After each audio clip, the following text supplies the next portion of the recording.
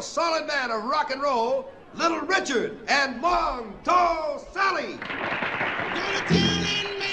Born as Richard Wayne Penniman, a boy from America's deep South Georgia, who the world knows and remembers as Little Richard, one of the founding fathers of rock and roll.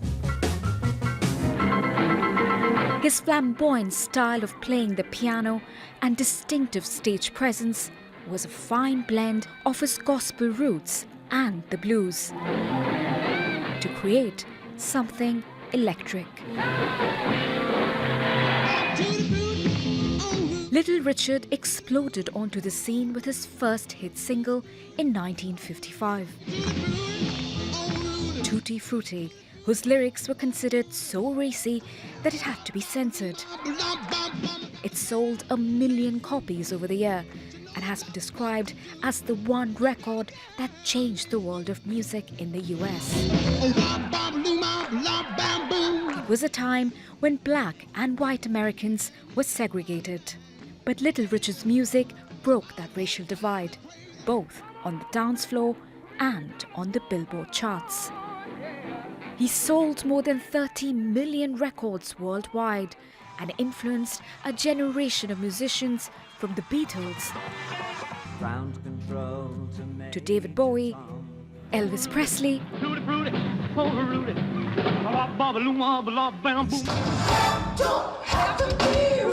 and Prince.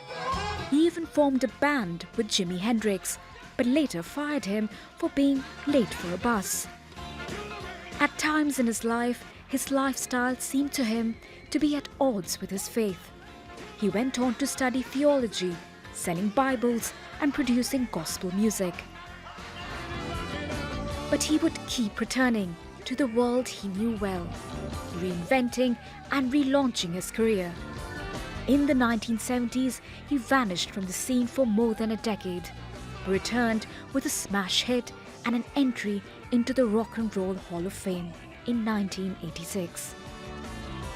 Part of the first group of musicians ever to be inducted. I have never received nothing. You all ain't never gave me no Grammy. And I've been singing for years. I am the architect of rock and roll. They never gave me nothing. He finally won one in 1993, a Lifetime Achievement Award.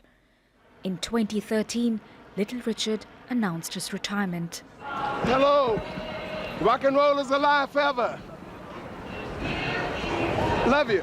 He'll be remembered as a pioneer, an entertainer, and an inspiration who overcame obstacles throughout his entire life and leaves behind a rich musical legacy. Little Richard was 87.